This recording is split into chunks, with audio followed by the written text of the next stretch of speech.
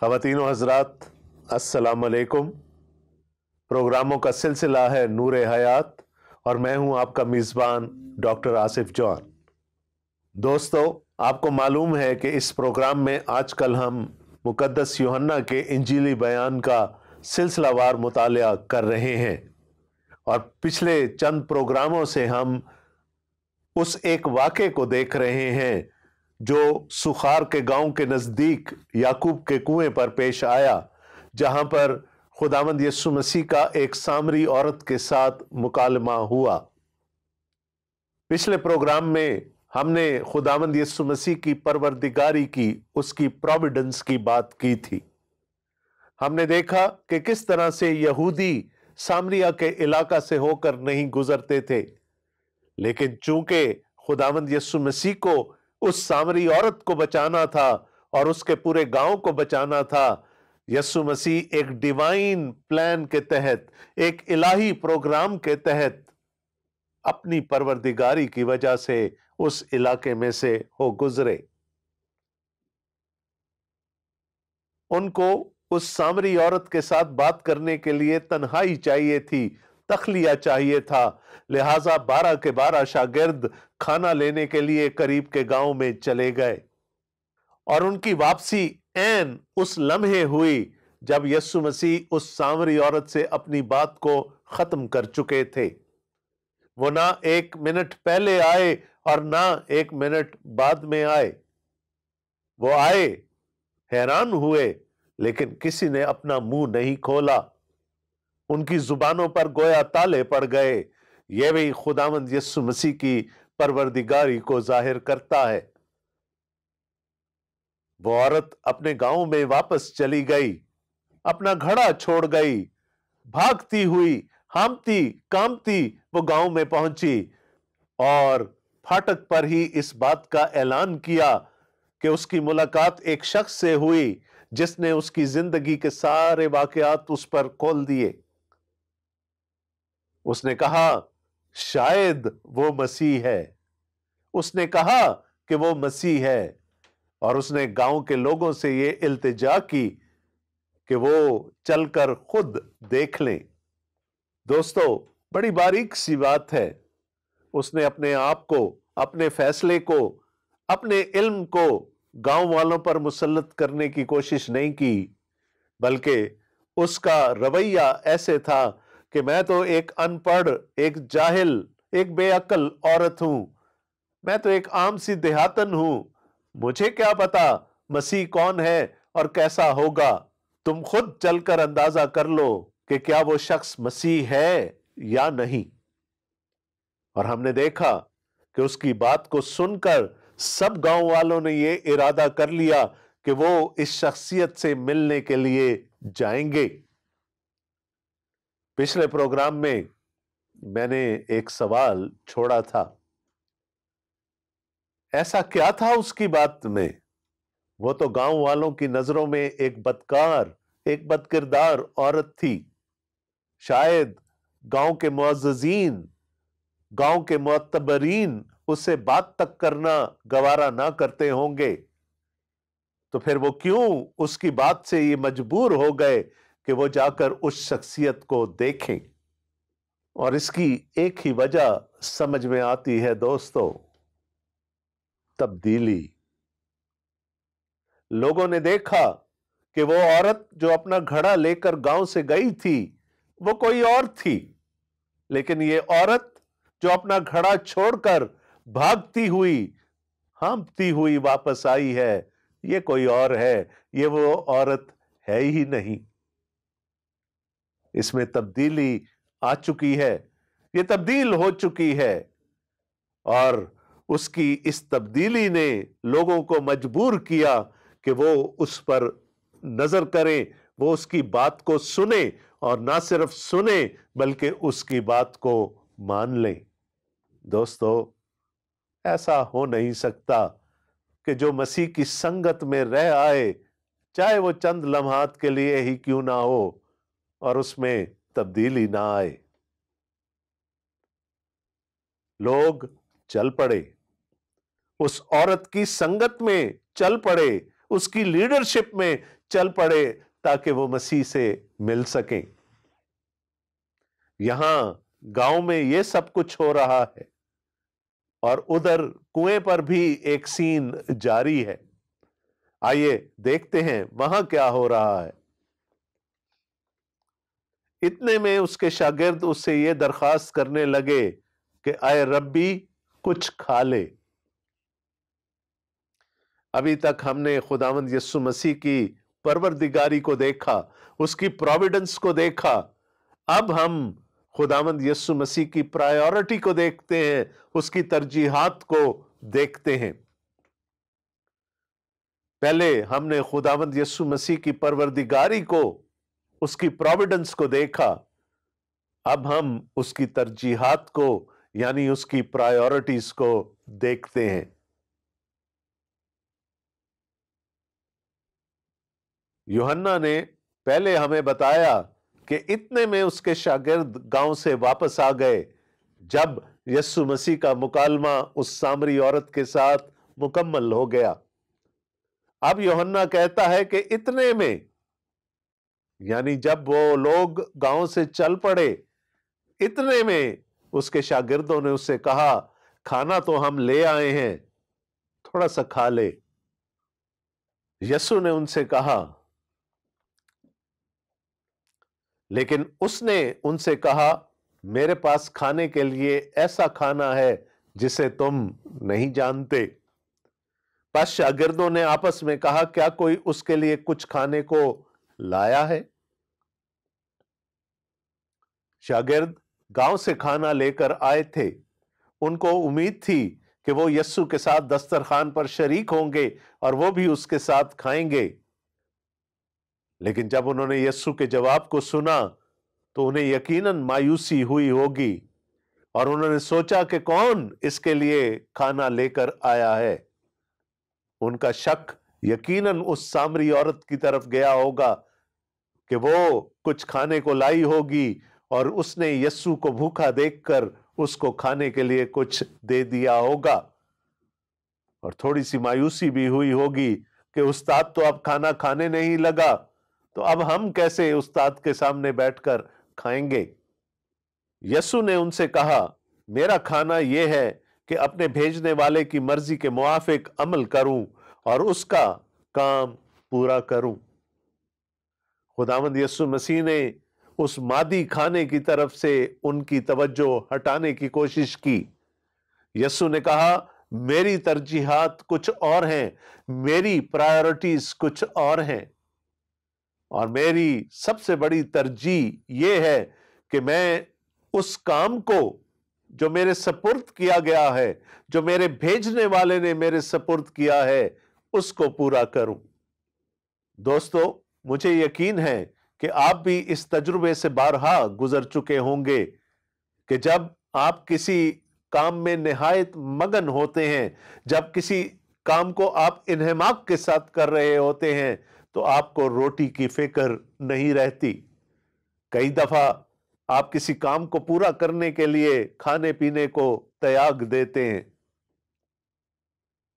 यीशु ने भी कहा, मेरी तरजीह अपने बाप की मर्जी को पूरा करना है। बाप ने पुराने अहदनामे में कहा था कि इस्राएल का फिदिया देने वाला, इस्राएल का नजात दहिंदा, इस्राएल का बचाने वाला मैं हूं। और यीशु ने कहा, जो मेरे बाप की तरजीह है वही मेरी तरजीह है। मेरी तरजीह यही है कि मैं अपने बाप की मर्जी के मुआफिक काम करूं। दोस्तों, मुकद्दस यूहन्ना के इंजीली बयान के 17वें बाब में यीशु की वो दुआ है जो उन्होंने एक सरदार काहिन के तौर पर हम सब के लिए की। और उस दुआ में खुदावंद यीशु मसीह ने कहा कि आए बाप, मैंने वो काम जो तूने मुझे करने के लिए दिया था उसको पूरा कर दिया है। और वो काम क्या था? कि मैं लोगों को तेरे पास ला सकूं, तुझसे रुशनास करा सकूं। मैंने वो काम पूरा कर दिया। और जब खुदावंद यीशु मसीह सलीब पर मुअल्लिक थे तो वहां पर भी انہوں نے اپنے صلیبی کلمات میں سے ایک کلمے میں یہ کہا، تمام ہوا، یعنی وہ کام، نجات کا وہ کام، فدیہ کا وہ کام جو مجھے کرنے کے لیے دیا گیا تھا، میں نے اس کو مکمل کر دیا۔ یہ خداوند یسوع مسیح کی زندگی کی ترجیح تھی۔ خداوند یسوع مسیح نے خود اپنے منہ سے بھی فرمایا کہ ابن آدم کھوئے ہوئوں کو ڈھونڈنے اور ان کو نجات دینے کے لیے آیا ہے۔ یسوع مسیح کی زندگی کی اولین ترجیح اپنے باپ کے اس مشن کو، اس کام کو پورا کرنا تھا جس کے لیے ان کو اس دنیا میں بھیجا گیا تھا۔ اور پھر یسوع مسیح نے مزید اپنے شاگردوں سے کہا، کیا تم کہتے نہیں کہ فصل کے آنے میں ابھی 4 مہینے باقی ہیں؟ دیکھو، میں تم سے کہتا ہوں، اپنی آنکھیں اٹھا کر کھیتوں پر نظر کرو کہ فصل پک گئی ہے، اور کاٹنے والا مزدوری پاتا اور ہمیشہ کی زندگی کے لیے پھل جمع کرتا ہے، تاکہ بونے والا اور کاٹنے والا دونوں مل کر خوشی کریں، کیونکہ اس پر یہ مثل ٹھیک آتی ہے کہ بونے والا اور ہے اور کاٹنے والا اور۔ میں نے تمہیں وہ کھیت کاٹنے کے لیے بھیجا جس پر تم نے محنت نہیں کی، اوروں نے محنت کی، اور تم ان کی محنت کے پھل میں شریک ہوئے۔ دوستو، خداوند یسوع مسیح کی بات سے ایسا لگتا ہے کہ یہ وہ زمانہ تھا کہ جب ابھی فصل بیجی گئی تھی، اور یسوع مسیح نے کہا کہ ابھی فصل کے ہونے میں، اس کے پکنے میں 4 مہینے باقی ہیں، کیونکہ فصل ابھی تازہ تازہ بیجی گئی ہے۔ لیکن میں تمہیں ایک اور فصل کے بارے میں بتاتا ہوں جو کاٹنے کے لیے تیار ہے، پک چکی ہے، اور وہ ہے انسانی روحوں کی فصل۔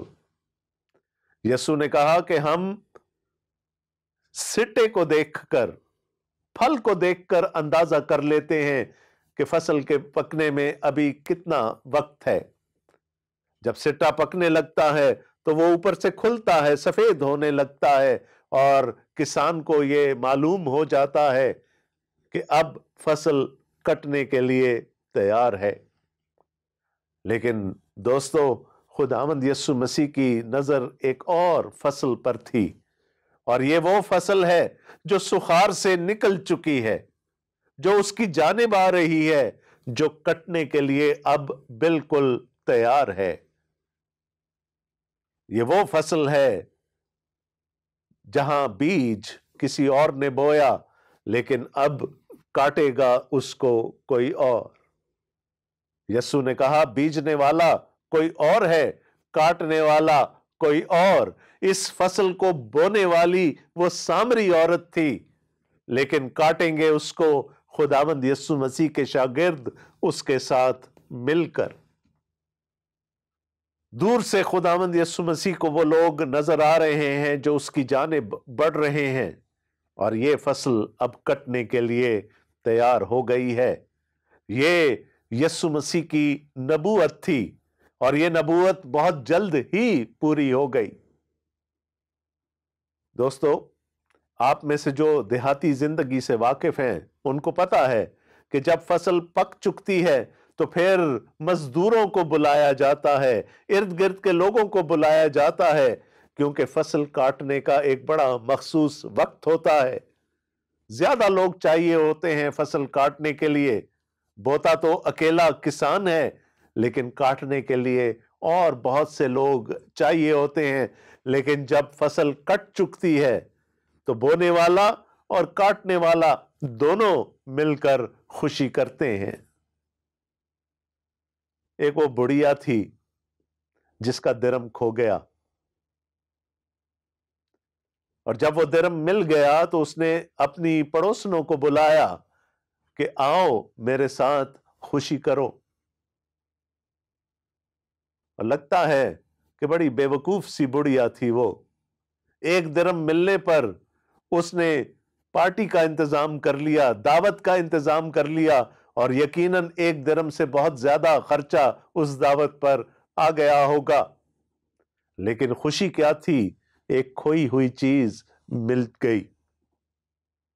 اسی طرح ایک باپ کا بیٹا کھو گیا۔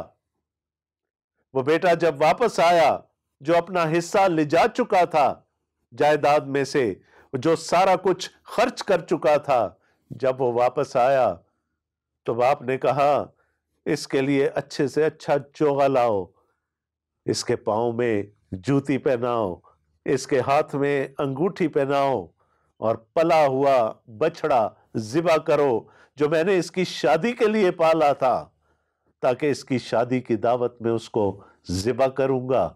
وہ گھر واپس آیا ہے، خوشی کرو۔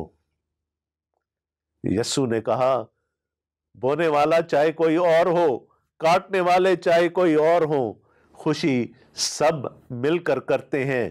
یہ فصل بوئی اس سامری عورت نے ہے۔ تم میرے شاگرد ہوتے ہوئے میرے ساتھ مل کر اس فصل کو کاٹو گے، لیکن خوشی سب مل کر منائیں گے، اور میرے باپ کے گھر میں بھی اس کی خوشی کی جائے گی۔ دوستو، یسوع نے ایک نبوت کی اور وہ نبوت پوری ہو گئی۔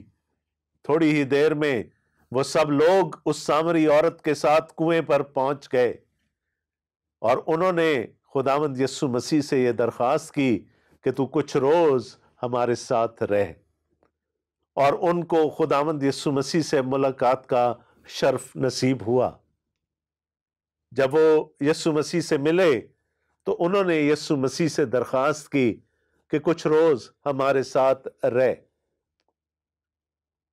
اور لکھا ہے خداوند کے کلام میں کہ یسوع مسیح 2 روز تک ان کے ساتھ رہے۔ کتنے خوش نصیب تھے یہ لوگ، اور کتنے لوگوں کا ذکر ہمیں انجیل مقدس میں ملتا ہے جن کے ساتھ خداوند یسوع مسیح پورے 2 دن رہے ہوں گے۔ اماؤس کی راہ پر 2 مایوس شاگرد جا رہے تھے۔ یسوع مسیح نے پوری دوپہر ان کے ساتھ گزاری۔ جب شام کو وہ ان کے ساتھ کھانا کھانے بیٹھے اور یسوع مسیح نے روٹی توڑی تو انہوں نے خداوند یسوع مسیح کو پہچان لیا، لیکن اس کے بعد لکھا ہے کہ خداوند یسوع مسیح ان کی نظروں سے اوجھل ہو گئے۔ ایک دوپہر گزری ان کی خداوند یسوع مسیح کے ساتھ، لیکن یہاں تو ایک گاؤں ہے جہاں پر خداوند یسوع مسیح 2 دن کے لیے رہنے کے لیے تیار ہو گئے۔ کتنا خوش نصیب تھا یہ گاؤں، کتنے خوش بخت تھے اس گاؤں کے رہنے والے کہ وہ میرے اور آپ کے مسیحا کے ساتھ 2 دن تک رہے، اور کیا کیا کچھ نہ سیکھا ہوگا خداوند یسوع مسیح سے۔ ہماری ایک بہن ہے، وہ ہمیشہ اس واقعے کا ذکر کر کے کہتی ہیں کہ سخار میں 2 روز کا سیمینار ہوا اور سپیکر تھے خداوند یسوع مسیح۔ جب 2 دن خداوند یسوع مسیح نے ان لوگوں کے ساتھ گزارے تو لکھا ہے کہ اور بھی بہت سارے لوگ اس کی تعلیم کو سن کر اس پر ایمان لائے، اور اس کے بعد ایک نہایت ہی خوبصورت اقرار سخار کے سامریوں نے کیا، اور میں آپ کے لیے وہ پڑھنا چاہوں گا۔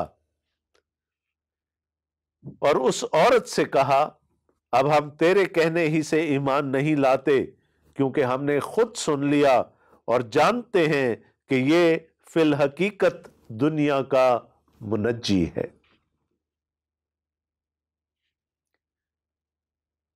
اس پورے مکالمے میں ہم نے دیکھا تھا کہ پہلے وہ سامری عورت خداوند یسوع مسیح کو ایک عام یہودی مرد سمجھنے لگی۔ اس کے بعد اس نے جانا کہ یہ کوئی عام شخصیت نہیں ہے، یہ کوئی معتبر ہستی ہے، اور خداوند کہہ کر مخاطب کیا یسوع مسیح کو۔ اس کے بعد جب یسوع مسیح نے اس پر اس کی زندگی کے حالات کو منکشف کیا تو وہ خداوند یسوع مسیح کو ایک نبی ماننے لگی۔ اس کے بعد جب ایک معقول عبادت کی بات چیت چلی اور خداوند یسوع مسیح نے اس کو یہ بتایا کہ ایک اچھی عبادت، ایک مقبول عبادت کے لیے معبود کا جاننا بہت ضروری ہوتا ہے، تو اس عورت نے کہا کہ شاید یہ مسیح ہو، اور خداوند یسوع مسیح نے کہا شاید نہیں، میں مسیح ہوں۔ اس کے بعد اس عورت کی منادی کے وسیلے سے خداوند یسوع مسیح اس گاؤں میں آئے، اور اب اس گاؤں کے رہنے والے سب مل کر یہ اقرار کر رہے ہیں کہ یہ فی الحقیقت دنیا کا منجی ہے۔ کیا خوبصورت اقرار ہے، کیا خوبصورت اعلان ہے خداوند یسوع مسیح کی ذات اقدس کے بارے میں۔ ایک عام شخص، ایک معزز ہستی، ایک نبی، مسیح، اور پھر دنیا کا نجات دہندہ۔ دوستو، آج آپ سے میں یہ سوال کرنا چاہتا ہوں، آپ خداوند یسوع مسیح کو کس حیثیت میں جانتے ہیں؟ دنیا کی بہت بڑی بڑی شخصیات نے خداوند یسوع مسیح کو ایک اچھا استاد مانا۔ مہاتما گاندھی یسوع مسیح کو ایک اچھا استاد مانتے تھے اور ان کی تعلیم کا پرچار بھی کیا کرتے تھے، لیکن کیا یہ کافی ہے؟ ایک عام شخص ماننا، ایک اچھا لیڈر ماننا، ایک اچھا استاد ماننا، ایک بڑا نبی ماننا، ایک مسیح ماننا، کیا یہ کافی ہے؟ نہیں۔